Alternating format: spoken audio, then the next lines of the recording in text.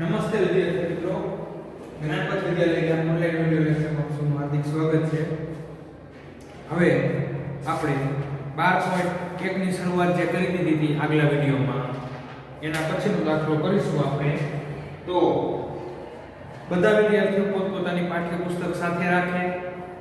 પાઠ્યપુસ્તકના page number 234 ઉપર 2 3 4 page number 234 એમાં દાખલા નંબર 2 નો I, દાખલા નંબર 2 બીજાનો I આપણે કરી રહ્યા છીએ। ત્યાં I આવતા એમાં શું કીધું છે તો કે નીચે આપેલી પદાવલીઓના પદ અને તેમના અવયવ ઓળખી કાઢો। કઈ રીતથી કરવાના છે તો કે ટ્રી રીતથી, ટ્રી ચાર્ટ વડે દર્શાવવાના છે। તો ટ્રી ચાર્ટ આપણે દોરેલો છે, સમજાવી દો, સાવ સહેલો છે। પહેલી રકમ કઈ છે કે x - 3, x - 3, તો કયા કયા પદો થાય તો એના બે પદ છે, એક x અને બીજું -3। આના અવયવ કયા કયા થાય તો આપણે લખીશું અવયવ કયા કયા તો x નો અવયવ x, -3 નો અવયવ એક -1 અને 3 નો અવયવ 3। વાત થઈ ગઈ પૂરી। ભાગ પાડ્યા, શું કર્યું? છૂટું પડ્યું। b 1 x x નો વર્ગ 1 x x નો વર્ગ। એના પદો કયા કયા તો કે 3 પદ છે। કયા કયા તો પહેલું a, બીજું x અને ત્રીજું x નો વર્ગ। બધું પ્લસ છે એટલે નિશાની મૂકવાની જરૂર નથી। 1 નો અવયવ 1 થાય, x નો અવયવ x થાય। x વર્ગ ક્યારે થાય તો કે 2x ભેગા કરી ત્યારે x નો વર્ગ થાય। તો કે x વર્ગ ના અવયવ કયા કયા તો કે x અને x। કેટલી વાર x? 2 વાર x। ખબર પડી ગઈ? આ સહેલું છે, આમાં કાંઈ અઘરું છે નહીં। c y - y નો વર્ગ શું છે? y - y નો વર્ગ। આવી લખો, y નો ઘન છે, સોરી, y - y નો ઘન। 3 હોય એટલે શું કહેવાય? ઘન। આના પદો કયા કયા તો કે એક પદ y અને બીજું પદ -y નો ઘન। y નો અવયવ તો કે y જ થાય। y ના ઘનનો અવયવ તો કે માઈનસ છે એટલે પેલા તો -1 કાઈ નો હોય તો 1 હોય અને y કેટલી વખત y નો ઘન એટલે કે 3 વખત y, એક વખત, બે વખત ને 3 વખત y અને -1। એવી રીતે t 5x નો x 5xy નો વર્ગ વત્તા 7x નો વર્ગ y। ફરીથી 5xy નો વર્ગ વત્તા 7x નો વર્ગ y। એના કયા કયા બે પદ તો કે પહેલું પદ આ 5xy નો વર્ગ, બીજું પદ તો કે આ 7x2y। આના કયા કયા અવયવ તો કે 5x નો x, y કેટલી વખત? બે વખત, વર્ગ છે y અને y। એવી જ રીતે આના અવયવ કયા કયા કે 7 નો અવયવ 7, x વર્ગ છે એટલે એક વાર ને બે વાર x અને y નો y। ખબર પડી ગઈ બધાને? આ આકૃતિ આપણે પાઠ્યપુસ્તકમાં દોરવાની ખાસ આવી રીતે, જેવી રીતે મેં લખ્યું છે એવી રીતે પહેલું, પછી b, પછી c, પછી d અને પછી e। હવે એ સમજો, -ab + 2b નો સ્ક્વેર -3a નો સ્ક્વેર। જોઈએ પદો કયા કયા તો પહેલું પદ આ -ab, બીજું પદ તો કે 2b નો સ્ક્વેર, ત્રીજું પદ તો કે -3a નો સ્ક્વેર। તો ab ના અવયવ કયા કયા તો કે માઈનસ નો અવયવ -1 કાઈ નો તો -1 તો હોય જ, a નો અવયવ a, b નો અવયવ b, -1 a b। પછી આમાં 2 નો અવયવ 2, ડોટેડ લાઈન કરવાની, સોરી, 2 નો અવયવ 2, b નો સ્ક્વેર છે 2 વાર b, ત્રીજું -3 a નો સ્ક્વેર, તો માઈનસ ના -1, 3 ના 3, a નો વર્ગ, તો a કેટલી વાર આવશે? 2 વખત। છૂટું પાડવાનું છે। શું કરવાનું છે? છૂટું પાડવાનું। અવયવ એટલે છૂટું પાડવું। લગભગ બધાને સમજાઈ ગયું હશે। અહીંયા વિડિયોને ઊભો રાખીને આપણે લખી લેવાનું છે। પાકી બુકમાં બધાએ 2 એનો I, એમાં A, B, C, D અને E. હવે દાખલા નંબર બીજાનો ડબલ આવે. આમાં આકૃતિ નથી દોરવાની, આપણે ખાલી પદ અને અવયવ કયા કયા છે એ કહેવાનું છે. રકમ તમારી આમાં પણ લખેલી છે, મેં બોર્ડમાં પણ લખેલી છે, પાઠ્યપુસ્તકમાં આપેલી છે. એના એ વસ્તુ આપણે મેં બોર્ડમાં લખેલી છે. તમારે પાઠ્યપુસ્તક સાથે રાખવાની એટલે સરળતાથી સમજાઈ જાય. તમને દેખાવામાં તકલીફ પડતી હોય તો પાઠ્યપુસ્તકમાં રકમ આપેલી છે બધી, અને હું બોલીશ એટલે લગભગ બધું સમજાય થશે. આ બધી વસ્તુ પાઠ્યપુસ્તકમાં લખવાની છે.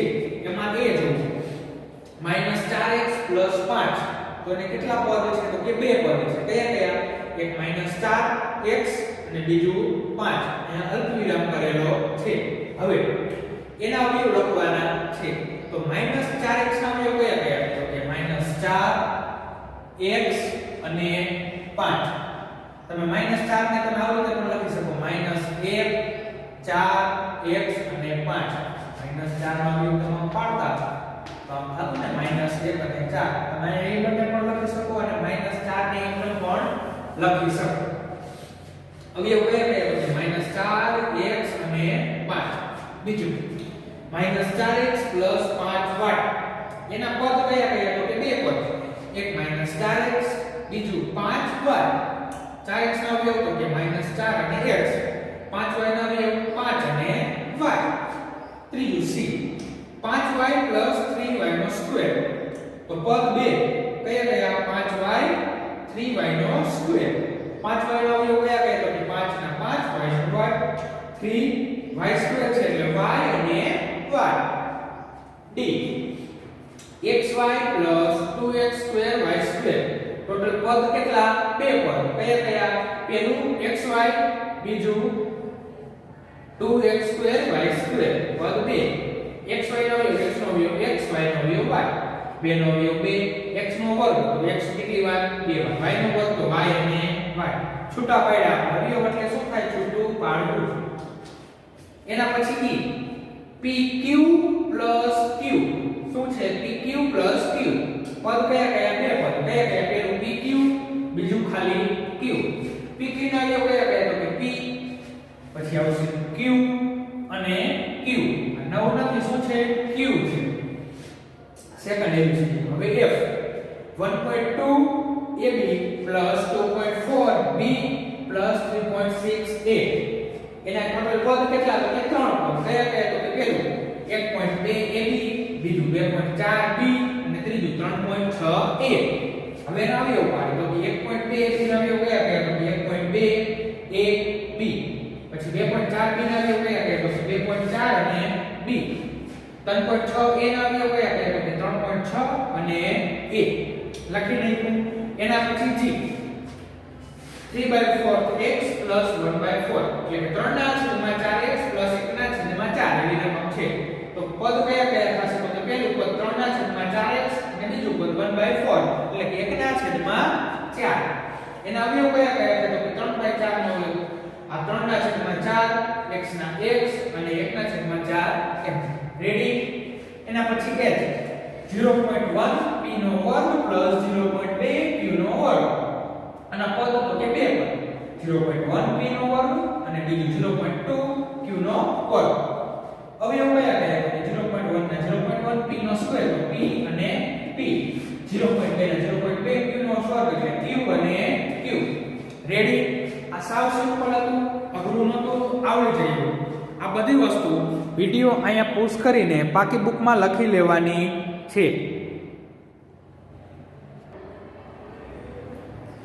હવે દાખલા નંબર 3 રકમ જોઈ લઈએ.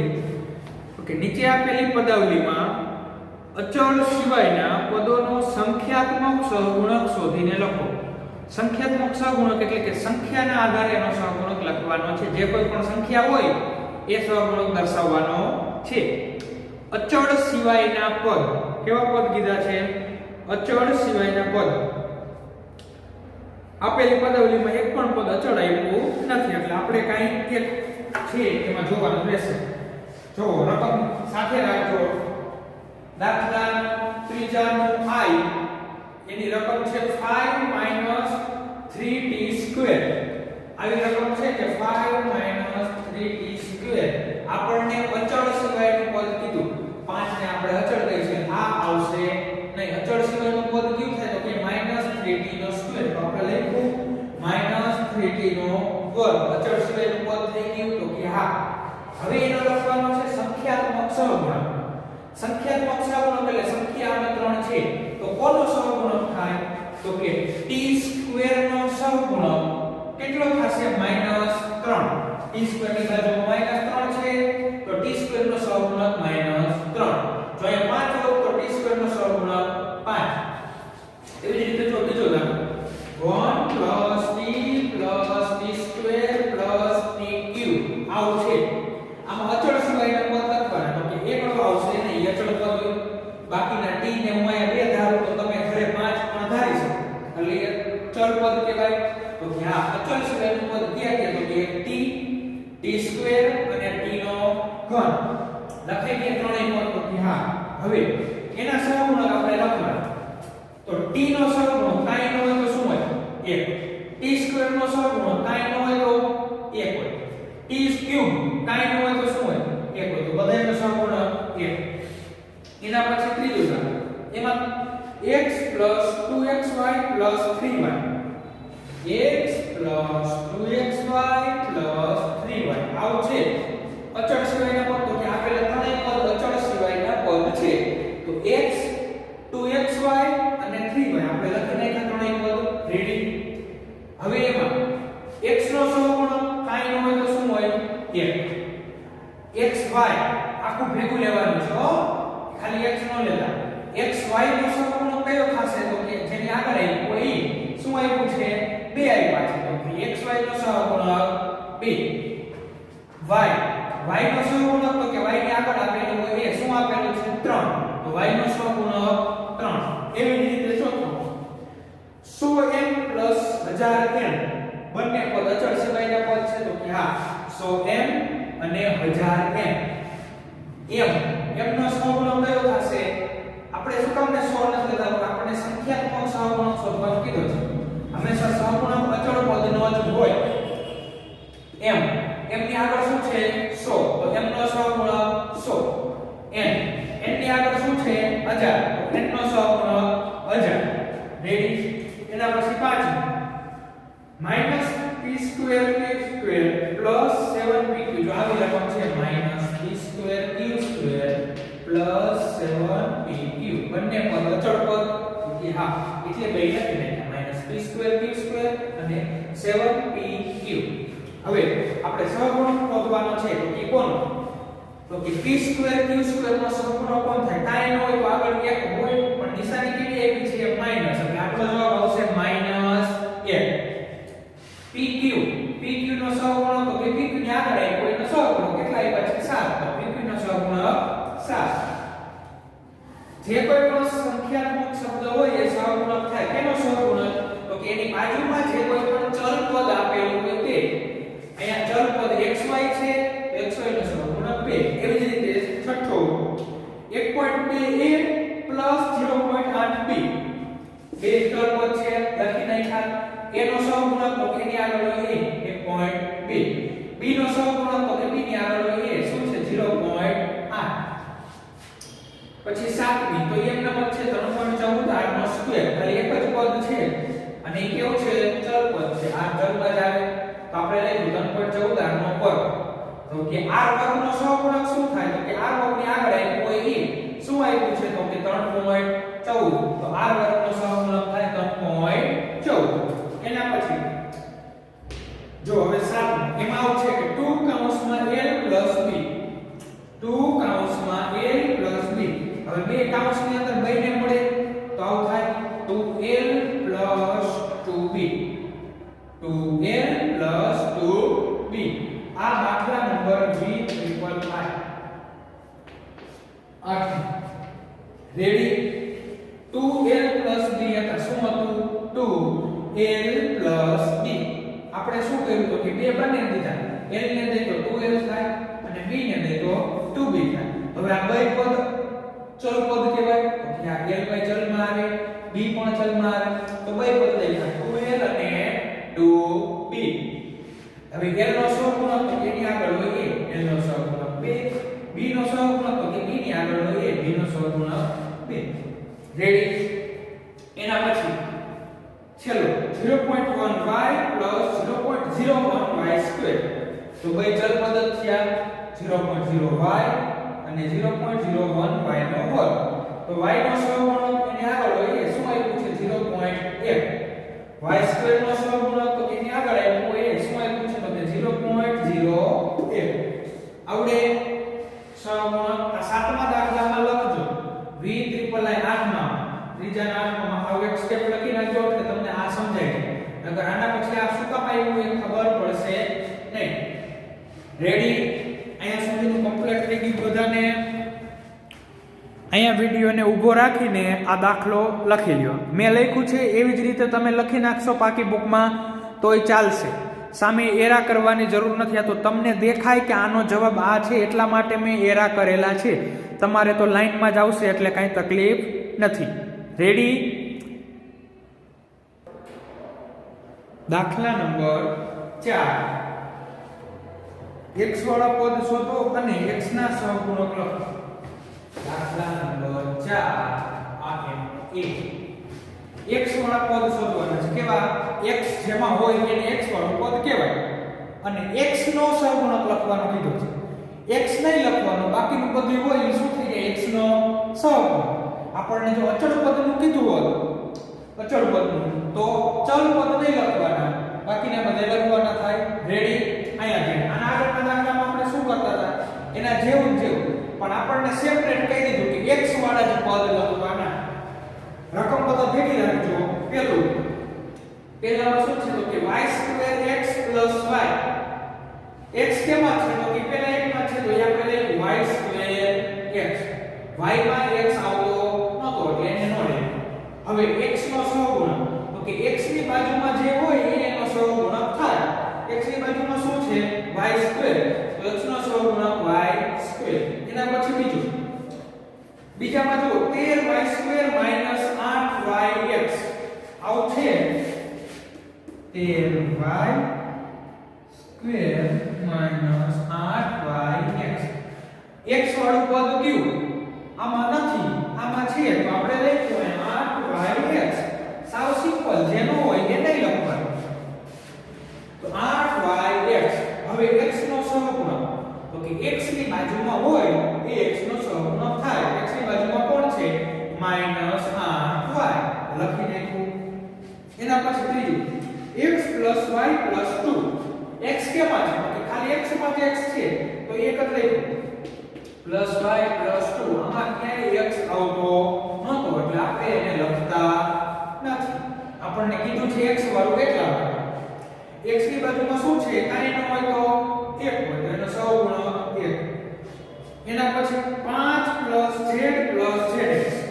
5 + z + zx. તો આમાં x વાળું પદ કયું તો કે zx છે. x નો સહગુણક તો x ની બાજુમાં હોય x નો સહગુણક થાય શું છે z છે. એના પછી 1 + x + y.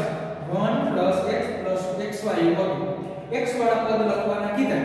x વાળા પદ કોને કહેવાય તો કે જેમાં x આવતો હોય એને x વાળા પદ કહેવાય. આમાં x છે નથી તો એને આપણે લખતા નથી. આમાં x છે તો કે આ છે, આમાં છે તો કે છે. આમાં આનો સહગુણક શું થાય કાંઈ ન હોય તો 1. આનો સહગુણક એવું નહીં કે આગળ હોય તો xy નું પાછળ છે. આની બાજુમાં શું છે આને નથી લખવાનું આપણે. તો x ની બાજુમાં y છે તો આનો સહગુણક શું થશે x નો સહગુણક y. આ x નો સહગુણક 1. આવું હોય 8x તો x નો સહગુણક 8. રેડી. એના પછી 12xy² + 25 આવું હતું. 25 માં x છે નથી, x નો હોય એને આપણે લખતા નથી. આપણને કીધું છે એટલા માટે x વાળા જ લખવાના છે. હવે x નો સહગુણક શું થાય તો કે x નહીં બાકીનું બધું એનો સહગુણક થાય. બાકીનું શું છે તો કે 12y નો વર્ગ. તો કે 12y નો વર્ગ. એના પછી છેલ્લું 7x + xy². એ વચ્ચે પ્લસ હતું તો બેમાં x છે તો બે પદ લખ્યા આપણે 7x અને xy નો વર્ગ.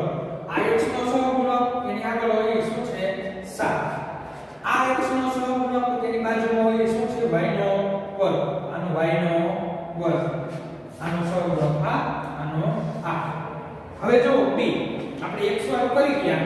હવે b માં એક કે છે કે y² વાળું પદ લખવાનું છે. કેવું પદ લખવાનું? જેમાં y નો વર્ગ આવતો હોય એવું પદ લખવાનું. કે જો b માં પેલું 8 xy નો વર્ગ આવો હતો. 8 xy નો વર્ગ.